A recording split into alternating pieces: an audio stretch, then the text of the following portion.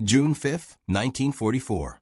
Aboard the troop transport USS Bayfield, somewhere in the choppy, slate-gray waters of the English Channel. The air in the low-ceiling briefing room is thick with the smell of stale cigarette smoke, sweat, and cheap coffee.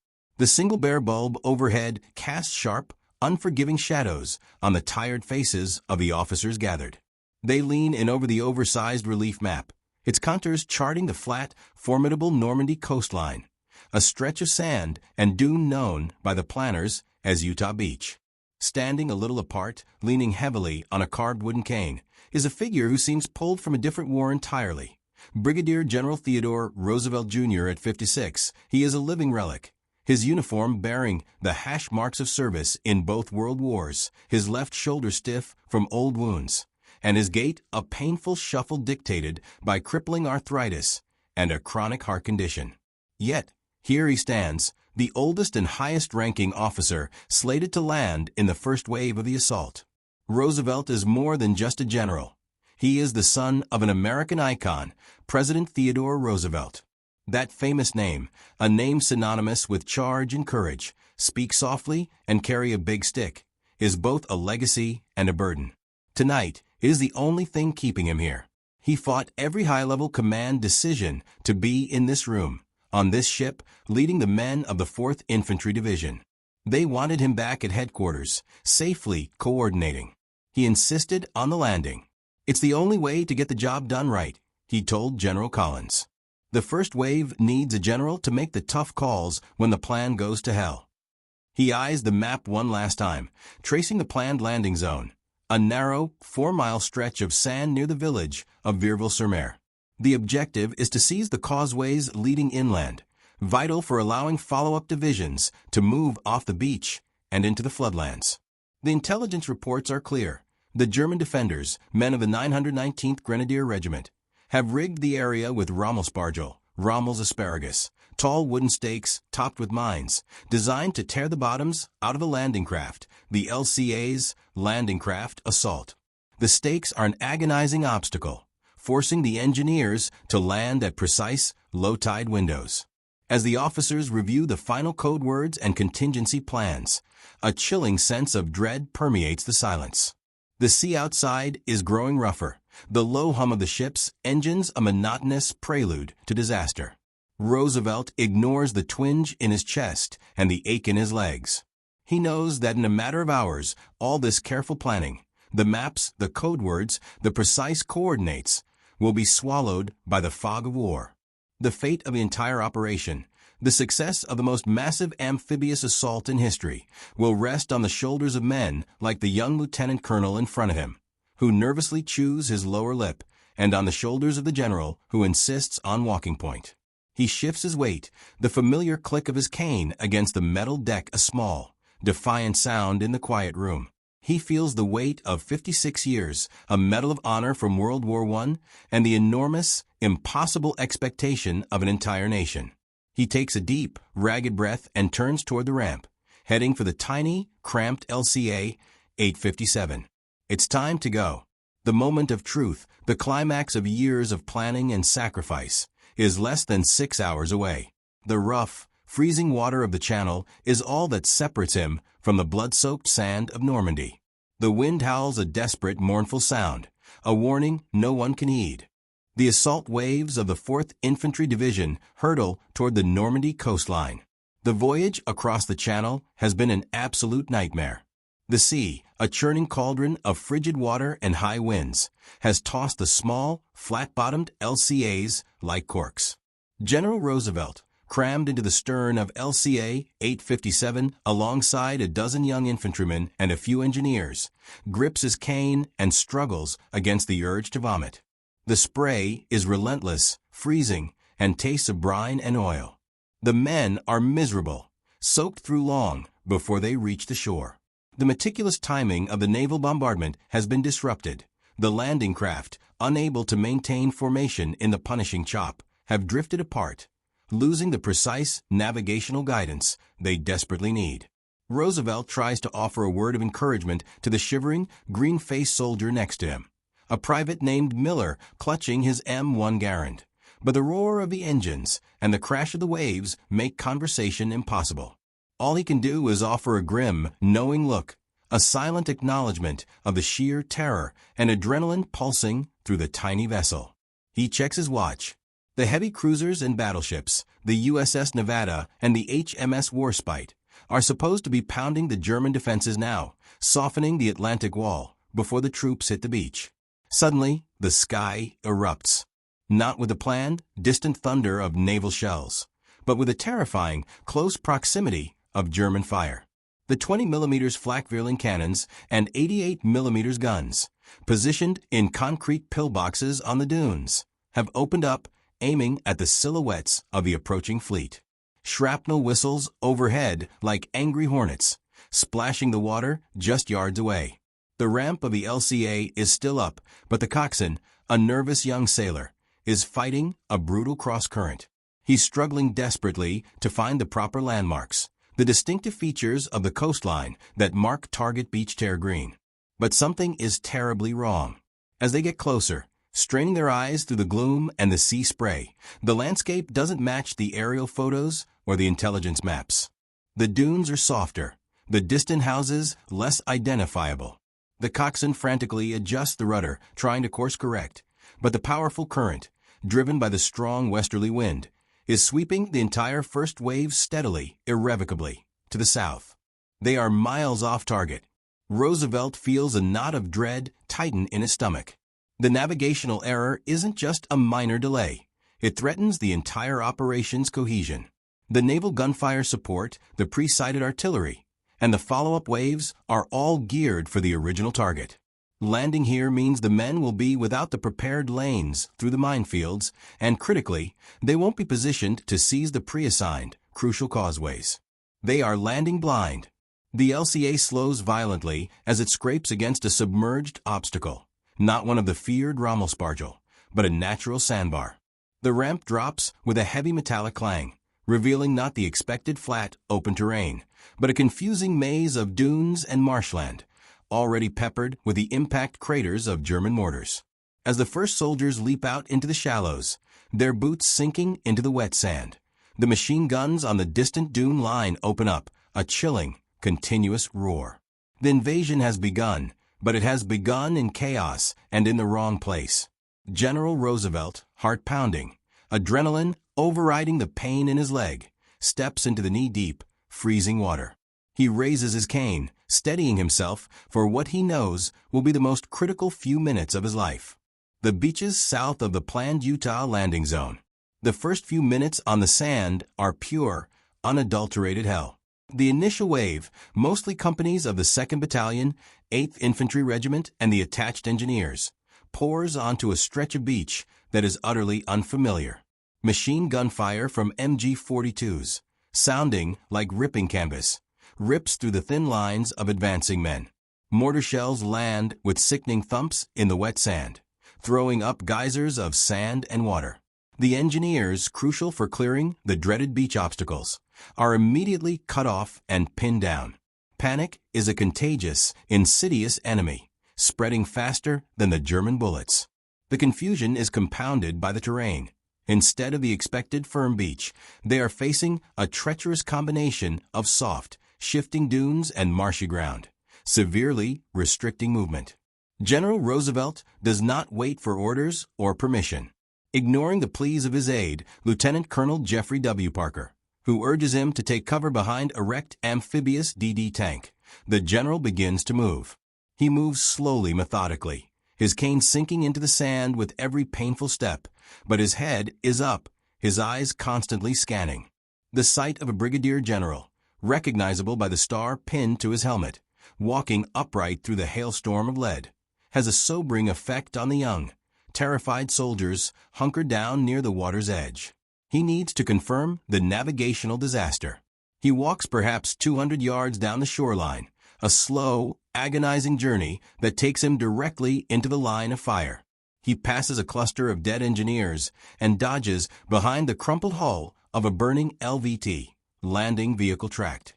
He spots a landmark that matches one of the tertiary maps in his waterproof satchel, a distinctive small farmhouse, thankfully undamaged. and instantly triangulates their position. They haven't just drifted a little. They are roughly 2,000 yards, well over a mile, south of the intended landing spot. The area they are on is designated on the maps merely as Area 2, a contingency zone not targeted by the pre-landing bombardment, hence the stiff, immediate German resistance. The implications are catastrophic. The subsequent massive waves of troops, tanks, and crucial supply vehicles are still scheduled to land precisely at the original northern location. If those forces land there, and this tiny initial force stays here, the Americans will have two small, isolated, and completely disconnected beachheads, making both vulnerable to a massive German counterattack. The entire D-Day operation could splinter and fail right here, on this overlooked stretch of sand. Roosevelt finds a small, damp depression that offers minimal cover and pulls out his radio operator. His first instinct is to try and redirect the immense follow-up fleet, a dozen LCIs, scores of tanks, thousands of men, to this new, unproven location. But the thought is immediately dismissed. The communications blackout is still too severe, the channel traffic too congested, and the risk of catastrophic delay or confusion is too high. Any attempt to reroute the entire landing would take hours, granting the Germans the time they need to rally and crush this small foothold. He looks out at the churning sea, then back at the bewildered, desperate faces of the young men huddled near the dunes. He sees fear, yes, but also a willingness to fight, a raw eagerness that only needs direction. He realizes the fundamental truth of the situation. This is where they are, and this is where they must fight. There is no going back, and there is no time for bureaucratic maneuvering. The plan is dead. What matters now is action. The decision, though terrifying in its audacity, is clear and instant, a product of decades of battlefield experience and an inherited, audacious self-confidence. The improvised beachhead, now known simply as Uncle Red by the men on the ground. Roosevelt moves toward a group of pinned-down officers, their faces smeared with grime and shock. He spots Lieutenant Colonel Van Fleet, the commander of the 8th Infantry Regiment's 2nd Battalion, hunched next to a dune, directing fire that seems woefully ineffective against the hardened German emplacements. Roosevelt strides directly to him, ignoring the spray of sand from a nearby impact, his demeanor radiating a calm that is utterly alien to the surrounding chaos. "Colonel," Roosevelt says, his voice surprisingly steady and carrying, despite the noise, "where are the forward observers? Have we fixed our position?" Van Fleet, visibly shaken, points vaguely north. "General, we're way off. The current pushed us at least a mile and a quarter south. We're on beach area 2. We have almost no fire support, and the engineers can't confirm a path through the marsh." He pulls out a soggy map. "We need to contact Division Headquarters immediately and request they redirect the follow-up waves to the planned location, or maybe try to shift them up to us once the artillery is adjusted. If we stay here, we're cut off." Roosevelt stops him, his intense blue eyes boring into the younger man. He doesn't raise his voice, but the authority in his tone is absolute. "Colonel, look around you. Can you see any of the landmarks we studied? No. Can we call back 20,000 men and 1,000 ships and tell them to wait? No. Our job is not to find the beach, Colonel. Our job is to fight the enemy." He kneels down, a painful, difficult movement, and uses his cane to draw a line in the wet sand, marking the current position. The current carried us south. The German resistance is light here, lighter than anticipated at our planned target, where the fortifications were heavily concentrated. This gives us an advantage we won't have back north. He points inland. The causeways are our primary objective. They run perpendicular to the beach. If we are a mile south, we simply need to attack east, seize the southernmost causeways, and connect with the rest of the operation later. He stands up, brushing the sand from his trousers, and turns toward the shell-shocked men nearest him. His face is grim, but his eyes sparkle with a sudden, infectious energy. He knows this is the moment, the pivot point of the invasion. If he projects doubt, the men will break. If he projects confidence, they will surge forward. He takes one last look at the swirling disaster of landing craft and wounded men, then looks at Van Fleet and utters the now legendary phrase, delivered not as a desperate plea, but as a statement of fact. We'll start the war from right here. The general orders the remaining officers to gather up every available man, infantry, engineers, medics, even clerks, and organize them into 4 assault columns. Their mission is no longer to secure a predefined stretch of sand, but to punch inland immediately and seize the southernmost designated exit, causeways 3 and 4. The plan is utterly reversed. Instead of the troops moving south from the designated beach, they will now move north and inland from this accidental beach. He takes command of the forward push himself, directing the columns with precise, calm instructions, transforming panic into focused, aggressive action.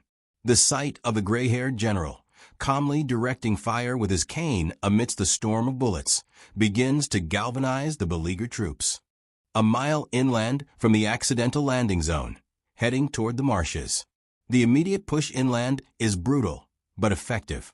Roosevelt's instantaneous and aggressive decision to move off the beach averted a catastrophic pileup of men and equipment, which was already crippling the other Allied beaches, like Omaha. The German defenders on this stretch, the 709th Static Infantry Division, were less prepared and less heavily fortified than their comrades further north.